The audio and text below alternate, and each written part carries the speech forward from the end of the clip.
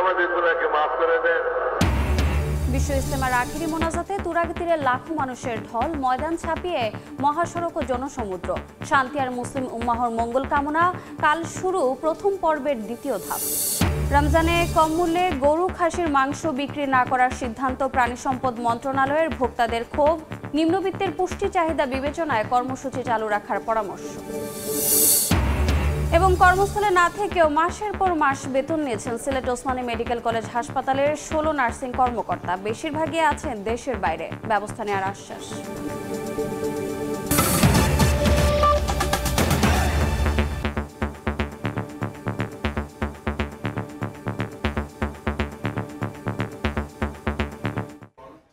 সময় সংবাদের সঙ্গে আছি আমি রোজা চৌধুরী।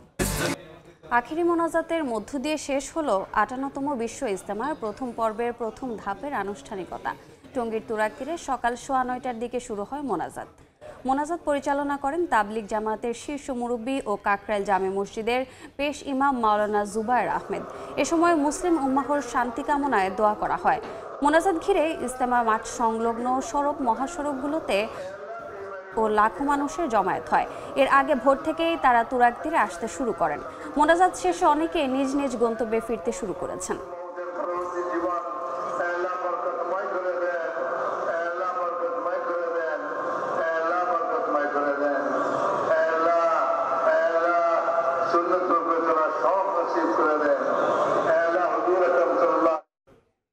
এই মুহূর্তে আব্দুল্লাহপুরে মনির হোসাইন, কামারপাড়ায় আলামিন তুষার এবং বিমানবন্দর সড়কে আছেন রায়দুল ইসলাম শুভ। শুরুতেই সরাসরি যাচ্ছি মনিরের কাছে।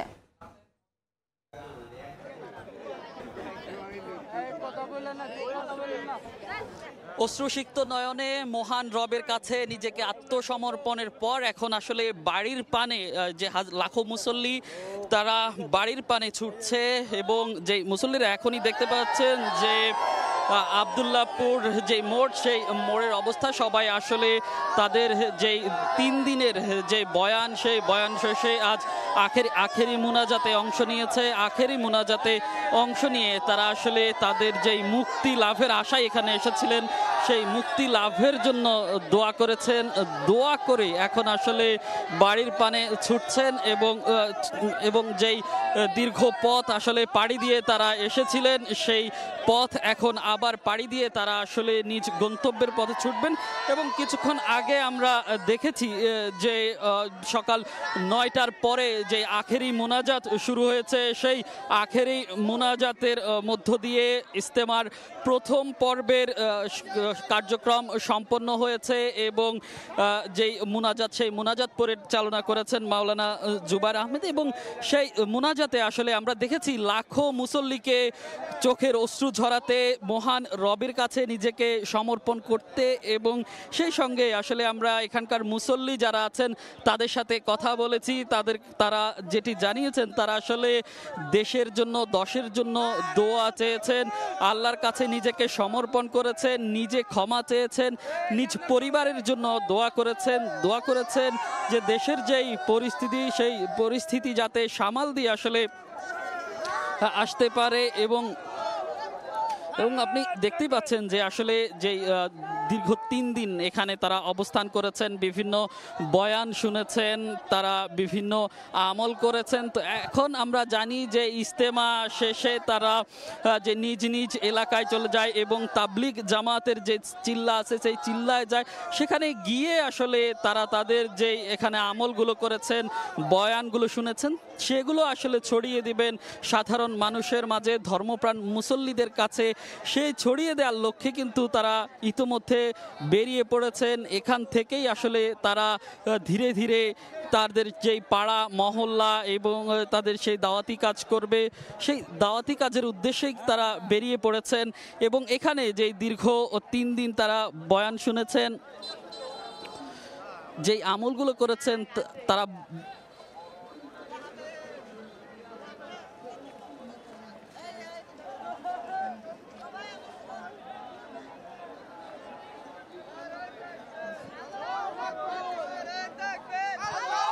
তারা আসলে এখনো বাড়ির পথে তারা ছুটছেন এবং ছুটে যাচ্ছে এবং সড়ক পথ এবং রেলপথে তারা যাবেন।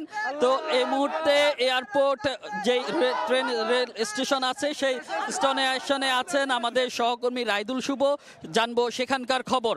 রাইদুল, আপনি যেমনটা বলছিলেন, এই সড়ক পথের পাশাপাশি কিন্তু রেলপথেও মানুষের ঢল নেমেছে। 58তম বিশ্ব ইজতেমার আখিরি মোনাজাত শেষ করে কিন্তু এই যে রেলপথ যেটি রয়েছে সেই রেলপথের রেলে করে ট্রেনে করে কিন্তু যে যার গন্তব্যে এখন ফিরে চলেছেন। আল্লাহর যে সন্তুষ্টি, সেই সন্তুষ্টি আল্লাহর কাছে চাইলেন তার দেশবাসীর জন্য, নিজের জন্য, পরিবারের জন্য এবং সকল বালা মুসিবত থেকে মুক্ত পেতে, যে আল্লাহর এত বড় একটি জামায়াতে অংশগ্রহণ করে অবশেষে তারা এখন বাড়ি ফিরছেন। অনেকে আমরা দেখতে পাচ্ছি যে এই ইজতেমার ময়দানে তারা অংশগ্রহণ করে আখরি মোনাজাতে অংশগ্রহণ করেছিলেন, তারা শেষ করে অনেকে আবার চিল্লাতেও যাওয়ার একটি প্রস্তুতির কথা আমরা যেমনটি দেখতে পেয়েছি। আমরা দেখেছি যে যত কষ্টই হোক না কেন, এই যে অনেকে আমরা দেখতে পেয়েছি যে ট্রেনের ছাদে উঠে বাড়ি ফিরছেন বা যে যার গন্তব্যে ফিরছেন, তারপরেও একটা হাসি, একটা আনন্দ, একটা খুশি ভাবটা তাদের মনে কিন্তু ফুটে উঠেছে। কেননা আল্লাহর কাছে ইবাদত করেছেন, আল্লাহর কাছে তারা চেয়েছেন তাদের যে আশাগুলো, তাদের যে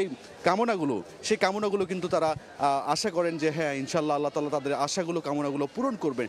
সেই যে একটা প্রতিশ্রুতি নিয়ে, যে নিজেকে পরিবর্তন করার একটা প্রতিশ্রুতি, সেটি নিয়ে কিন্তু এখন তারা এই ঘরে ফিরে চলেছেন। এবং এই যে ঠান্ডা উপেক্ষা করে, সকালে যে একটা তীব্র কুয়াশা ছিল, সেই কুয়াশা উপেক্ষা করে কিন্তু তারা এই আখরি মোনাজাতে অংশগ্রহণ করতে এসেছেন। এবং সেই কষ্ট, সেই বাধা সব কিছু উপেক্ষা করে এখন একে একে সবাই সড়ক পথে যেমনটা দেখছিলাম আমরা, ঠিক তেমনি কিন্তু পাশাপাশি রেলপথেও কিন্তু তারা ফিরছেন বাড়ির দিকে। আমরা দেখতে পাচ্ছি, আমরা এই মুহূর্তে কিন্তু বিমানবন্দর রেলওয়ে স্টেশন অবস্থান করছি, যে এইমাত্র একটি আন্তনগর যে ট্রেন রয়েছে, সেই আন্তনগর ট্রেনে করে এখন কমলাপুরের দিকে সেই ট্রেনটি যাচ্ছে। এবং যারা আসলে নারায়ণগঞ্জের দিকে যাবেন বা দেখা যাচ্ছে যে পুরান ঢাকার দিকে যাবেন, তারা আসলে এই ট্রেনটিতে করে এই মুহূর্তে তারা তার গন্তব্যে কিন্তু ফিরছেন। আমরা একটু জানিয়ে রাখতে চাই, এই মোনাজাতকে কেন্দ্র করে, আখেরি মোনাজাতকে কেন্দ্র করে কিন্তু রেলওয়ের পক্ষ থেকে 9 জোড়া ট্রেনের কিন্তু ব্যবস্থা করা হয়েছিল। এবং এই আখেরি মোনাজাতকে অংশগ্রহণ করতে পারে এবং তারা যেন ফিরে আসতে পারে তার যে যার গন্তব্যে, সেজন্য কিন্তু মোটামুটি 9 জোড়া যে ট্রেন, সেই ট্রেনটি কিন্তু ব্যবস্থা করেছে বাংলাদেশ রেলওয়ে কর্তৃপক্ষ। এবং যদি এক কথা বলতে চাই যে এই মুহূর্তে কিন্তু যে মানুষের ঢল সড়ক পথের পাশাপাশি রেলপথেও কিন্তু হচ্ছে যে বেশ ভিড় রয়েছে। আমরা এই মুহূর্তে কামারপাড়াতে যেতে চাই, সেখানে রয়েছেন আমাদের সহকর্মী আলামিন তুষারের কাছে আমরা যাব। তুষার,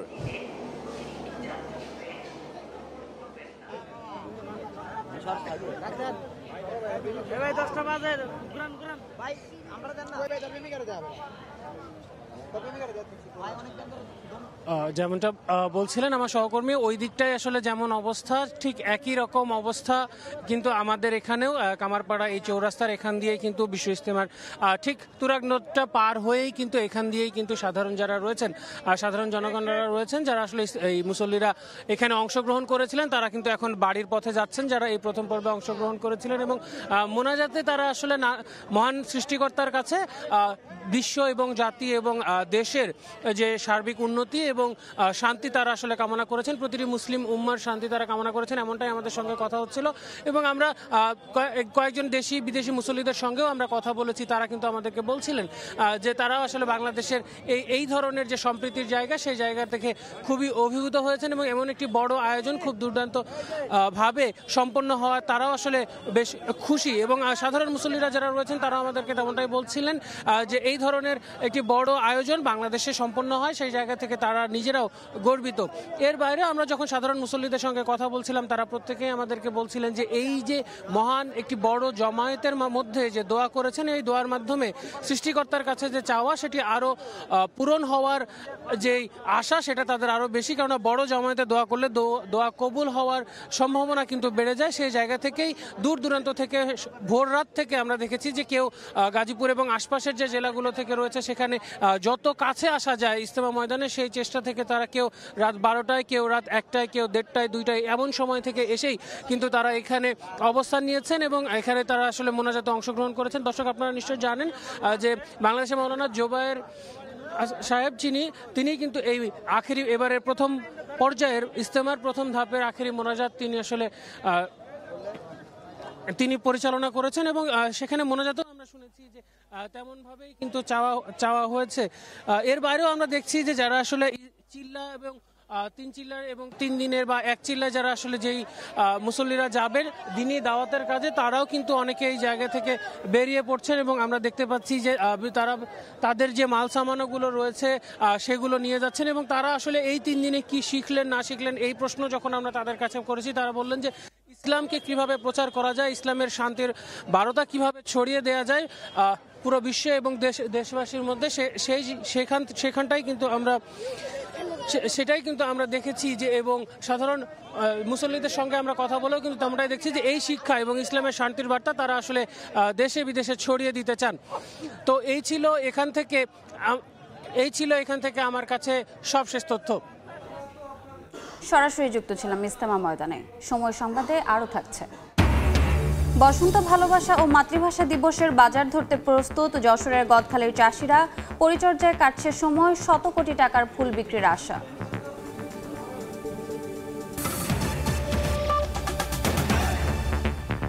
বিতর্কের অজুহাত তুলে আসছে রমজানে সুলভ মূল্যে গরু ও খাসির মাংস বিক্রি করবে না প্রাণী সম্পদ মন্ত্রণালয়। বাজারে এর প্রভাব পড়ার শঙ্কায় সিদ্ধান্ত পরিবর্তনের দাবি ভোক্তা ও অর্থনীতিবিদদের। এদিকে মাংস সরবরাহকারী প্রতিষ্ঠানগুলো জানাচ্ছে সিদ্ধান্ত পরিবর্তন হলে তারা যোগান দিতে প্রস্তুত। 2020 সাল থেকে রমজান মাসে দুধ, ডিম ও মাংস বিক্রি করে আসছে মৎস্য ও প্রাণী সম্পদ মন্ত্রণালয়, যেখানে বাজার মূল্য থেকে কমে এসব পণ্য পান ভোক্তারা। তবে এবার রমজানে গরু ও খাসির মাংস বিক্রি না করার সিদ্ধান্ত নিয়েছে মন্ত্রণালয়। এতে বাজারে দাম বাড়ার শঙ্কায় ক্ষোভ প্রকাশ করছেন ভোক্তারা। মাংসের যে দামটা সেটা হচ্ছে নিম্ন আয়ের মানুষের জন্য খুব কষ্টসাধ্য। সরকারিভাবে যে মাংসটা বিক্রি আগে পরে হয়েছে, এখন যদি না হয় এই মাংসের দাম আরো বাড়বে। মধ্যবিত্ত পরিবার তাহলে মাংসের কাছে যেতে পারবে না। সরবরাহকারীরা বলছেন, মুরগির মাংসের জন্য ফ্রিজিং ব্যবস্থা যেহেতু করতেই হবে, সুতরাং গরু ও খাসির মাংস বাদ দেওয়ার কোনো যুক্তি নেই। সিদ্ধান্ত পরিবর্তন হলে তারা সরবরাহ করতে প্রস্তুত আছেন। ভ্রাম্যমাণ বিক্রয় কেন্দ্রের সবচেয়ে বেশি চাহিদার থাকেই হচ্ছে গরুর মাংস এবং খাসির মাংস যদি দেয়া না হয়, আমাদের কিন্তু ওই ফ্রিজার ভ্যানটা লাগবেই, কারণ এই জায়গায় দুধ দিচ্ছেন এবং মুরগির মাংসটা দিচ্ছেন, সুতরাং আমরা কিন্তু ফ্রিজার ভ্যানটা অ্যাভয়েড করতে পারতেছি না।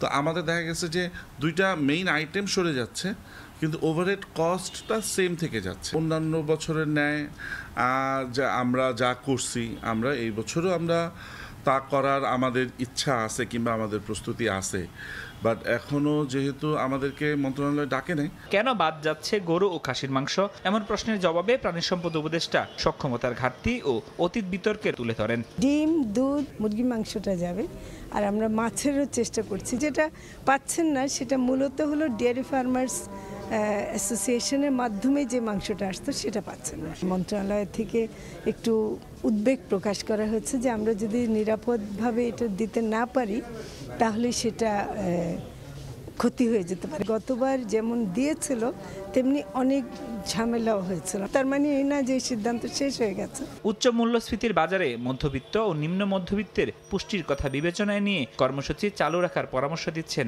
অর্থনীতিবিদরা।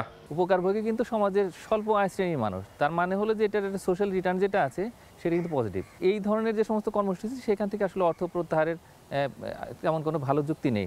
এই জায়গাটাতে আমার মনে হয় যে পুনর্বিবেচনার সুযোগ রয়েছে। গত বছর রাজধানীর 25টি স্থানে ভ্রাম্যমাণ ফ্রিজিং ভ্যানে ও 5টি বাজারের দোকানে প্রতিদিন 4 থেকে 4.5 কেজি মাংস বিক্রি হয়েছে। ফরহাদুর রহমান, সময় সংবাদ, Dhaka. Sylhet MAG Osmani medical college হাসপাতালের নার্সিং কর্মকর্তাদের বিরুদ্ধে প্রতারণার অভিযোগ উঠেছে। কর্মস্থলে না থেকেও মাসের পর মাস বেতন উত্তোলন করছেন 16 জন নার্সিং কর্মকর্তা। এর মধ্যে কেউ 22 মাস পর্যন্ত কৌশলে উত্তোলন করেছেন বেতন। তবে বেশিরভাগই বর্তমানে দেশের বাইরে অবস্থান করছেন বলে সংশ্লিষ্ট সূত্র জানিয়েছে। অনিয়মের সঙ্গে জড়িতদের বিরুদ্ধে প্রয়োজনীয় ব্যবস্থা নেওয়ার কথা জানায় কর্তৃপক্ষ। নৌশাদ আহমেদ চৌধুরীর ছবিতে অপু বণিকের রিপোর্ট।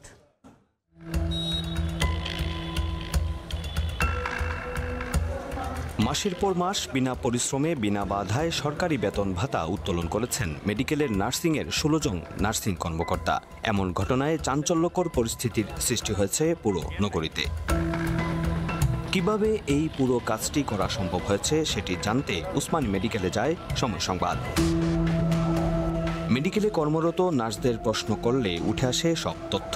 কেউ কেউ 22 মাস পর্যন্ত কৌশলে বেতন উত্তোলন করেছেন। তবে এই বেতনভোগীরা এখন বেশিরভাগই দেশে নেই বলছেন নার্সিং কর্মকর্তারা। কর্মস্থলে উপস্থিত না থেকে বিভিন্ন উপায় অবলম্বন করে, অসাধু উপায় অবলম্বন করিয়া খাওয়ার মাধ্যমে এগুলা তারা টাকা উত্তোলন করেছে। কিভাবে টাকা উত্তোলন করলো, কে বা কারা এই টাকা উত্তোলনে সহযোগিতা করলো, সেটারও একটা ব্যবস্থা হোক।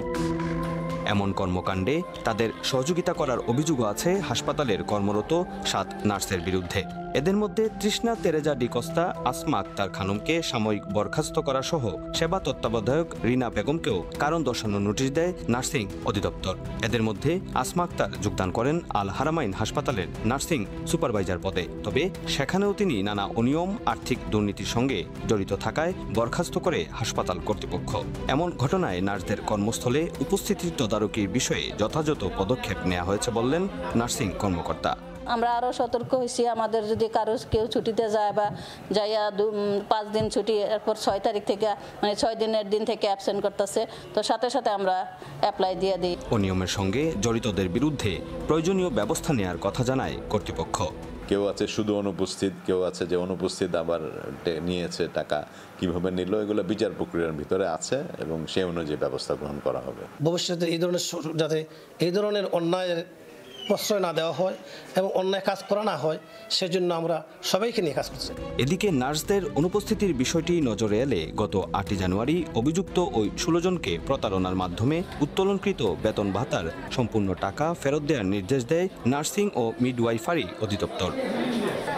নার্স কর্মকর্তারা কিভাবে 18,04,105 টাকা 50 পয়সা বেতন ভাতা ভোগ করেছেন সেটা নিয়ে এখন তুলপাড় সমগ্র এমএজি উসমানী মেডিকেল কলেজ সহ সিলেট নগরবাসীদের মনে। তবে তাদেরকে দ্রুত সময়ের মধ্যে আইনের আওতায় নিয়ে আসার দাবি কর্তৃপক্ষের। অপবণিক, সময় সংবাদ, সিলেট। ঘন কুয়াশার কারণে বন্ধ থাকার 11.5 ঘন্টা পর স্বাভাবিক হয়েছে পাটুরিয়া, দৌলতদিয়া ও আরিচা কাজিরহাট নৌরুটে ফেরি চলাচল। কুয়াশার কারণে ফেরি চলাচলের চ্যানেল ও বিকন বাতি দেখা না যাওয়ায় শনিবার রাত 10টা থেকে এই 2 নৌরুটে ফেরি চলাচল বন্ধ থাকে। এতে মাঝ নদীতে আটকা পড়ে ছোট বড় 5টি ফেরি। পরে কুয়াশা কেটে গেলে সকাল 9:30টার দিকে আবারও স্বাভাবিক হয় ফেরি চলাচল।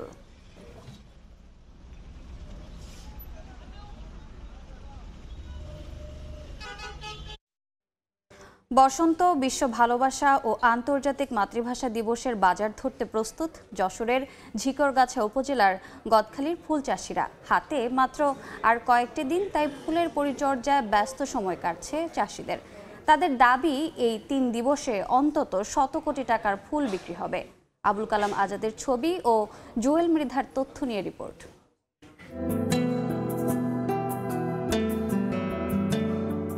গোলাপ, জারবেরা, রজনীগন্ধা, গাঁদা, লিলিয়াম, চন্দ্রমল্লিকা সহ নানা জাতের ফুল। পুরো গদখালি পানিসারা অঞ্চল সেজেছে ফুলের সাজে। মাঠে মাঠে শোভা পাচ্ছে হৃদয় আকৃষ্ট করা এসব ফুলে। ফুলের রাজধানী যশোরের ঝিকরগাছা উপজেলার গদখালি, পানিসারা ও এর আশপাশের এলাকায় বাণিজ্যিকভাবে চাষ হয় ফুল। চলতি মৌসুমে অতিবৃষ্টির কারণে ফুলের উৎপাদন কিছুটা ক্ষতিগ্রস্ত হলেও আসন্ন বসন্ত, বিশ্ব ভালোবাসা ও আন্তর্জাতিক মাতৃভাষা দিবসের বাজার সামনে রেখে ব্যাপক প্রস্তুতি নিয়েছেন ফুল চাষিরা। উৎসব পর্যন্ত ফুল ধরে রাখতে পোকার আক্রমণ ও পচন রোধে নিচ্ছেন পরিচর্যা। ভালো দাম পাওয়ার আশা চাষিদের। সামনের দিনগুলোতে মনে হয় আমরা একটা ভালো দাম পাবো। আমি আশা করছি আমি 5 থেকে 6 লাখ টাকার ফুল বিক্রি করতে পারবো ইনশাআল্লাহ। প্রায় 3 থেকে 4 লাখ টাকা এই বছর খরচ হয়েছে এবং আমার টার্গেট আছে, আশা করি 8 থেকে 10 লক্ষ টাকা ফুল বেচতে পারবো। অনুষ্ঠানটা উপলক্ষে যে টাকাটা আসে বা যে টাকাটা আমরা পাই, এই টাকাটা হয়তো আমাদের লাভের দিকে একটু আগায় নিয়ে যায়। আসন্ন 3 দিবসকে ঘিরে অন্তত 100 কোটি টাকার ফুল বিক্রি হবে আশা ফুল ব্যবসায়ীদের।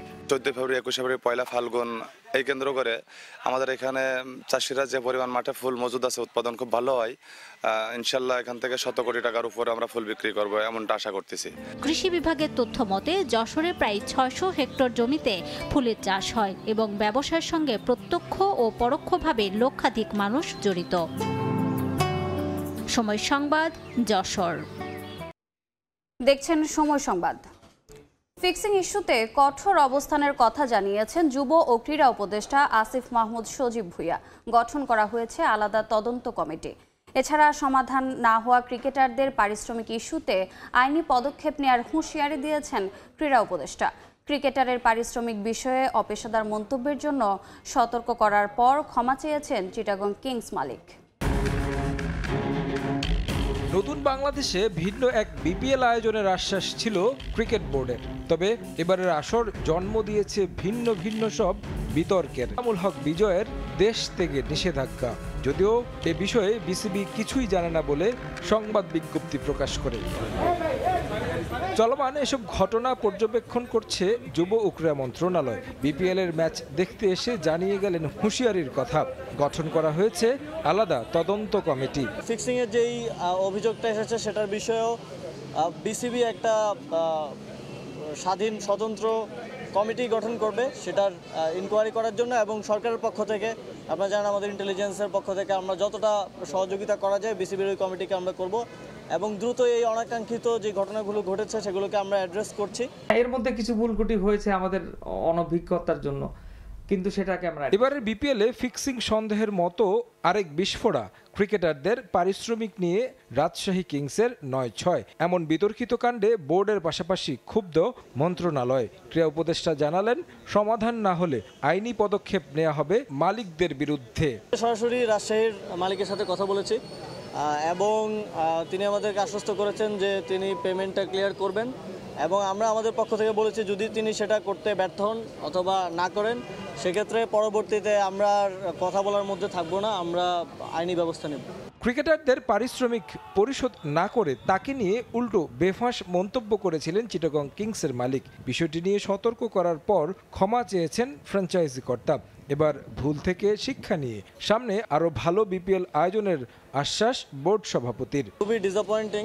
আমরা আজকে সম্ভবত কথাটা চট্টগ্রাম টিমের মালিক বলেছেন, আমি তার সাথে আজকে কথা বলেছি এবং তাকে সতর্ক করেছি যে কোনো প্লেয়ারের ব্যাপারে এই ধরনের মন্তব্য করার কোনো রাইটস তার নেই। ম্যানেজমেন্ট কোম্পানিকে দিয়ে দেওয়া হবে বিপিএল এর মতো বড় একটা, এখনো যেহেতু দাঁড়াতে পারেনি অ্যাজ এ টুর্নামেন্ট, যেটা 11 বছরের মাথায়ও এটা হওয়া উচিত। এতদিন একটা ফ্র্যাঞ্চাইজির দাম হওয়া উচিত 30 থেকে 40 কোটি টাকা, এটা এখনো কিছু হয়নি। পরিকল্পনা করতে সময় দিতে হবে, সব কাজে সময় দিতে হবে।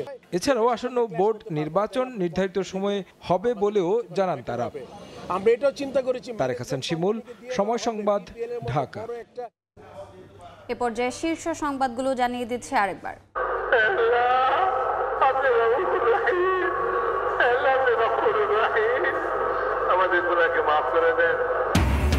তুরাগ তীরে আখেরি মোনাজাতে শেষ হলো বিশ্ব ইজতেমার প্রথম পর্বের প্রথম ধাপ। শান্তি আর মুসলিম উম্মাহর মঙ্গল কামনা, ঘরমুখী মানুষের ঢল সড়ক ও রেল স্টেশনে।